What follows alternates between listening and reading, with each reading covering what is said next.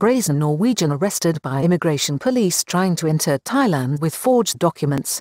Norwegian man underestimated the certificate of entry system and entry security protocols when he presented forged paperwork at Suvarnabhumi airport to alert immigration bureau officers, thus committed a serious criminal offence. A young Norwegian who arrived at Suvarnabhumi airport and attempted to enter Thailand at an immigration bureau checkpoint with a fake certificate of entry document has been caught red-handed and is facing criminal prosecution.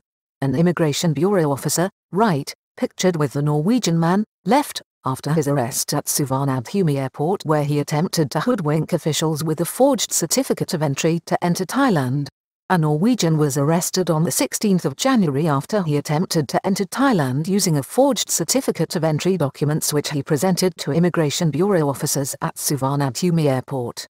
The man, who appeared to be in his 20s, well-dressed and sporting numerous tattoos, immediately set off alarm bells with skeptical officers when he presented the document complete with a stamp, suggesting that he was cleared to enter the kingdom on the 16th of January and that he was staying at a hotel on Sukhumvit Soy 57 as part of the alternative state quarantine scheme, which is mandatory for all foreign travellers since the first half of last year.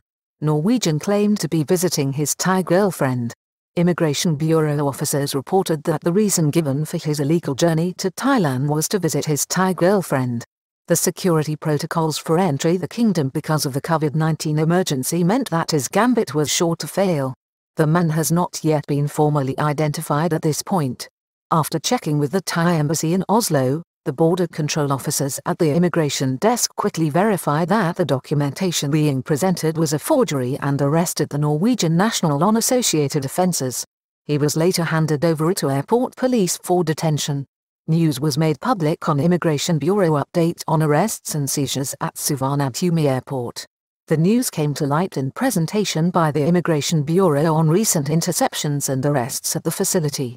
The Norwegian, as well as facing criminal prosecution here and possible jail time for presenting a false instrument to state officials, will also find that because of his conviction, he will be placed on a blacklist prohibiting entry to Thailand in the future.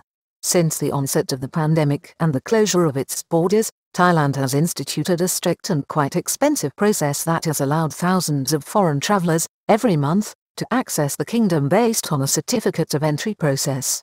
Certificate of entry process is coordinated with the Thai Ministry of Foreign Affairs in Bangkok and Thai embassies worldwide to confirm compliance. Users in each country of origin must show that they have satisfied all the entry criteria such as insurance cover and COVID-19 tests, in addition to having booked and paid for a 14-day quarantine stay within the alternative state quarantine system. The process is designed for those with connections to the kingdom or those who are willing to comply with the strict and expensive criteria to travel to Thailand on a range of special visas, including the special tourist visa, which offers an extended stay. The process starts with applying for a certificate of entry through a website operated by the Ministry of Foreign Affairs in Bangkok in coordination with Thai embassies in countries of origin.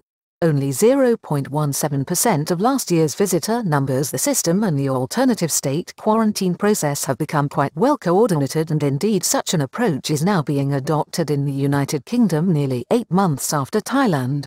The problem for the country, of course, is that these visitors do not represent Thailand's normal foreign tourism market.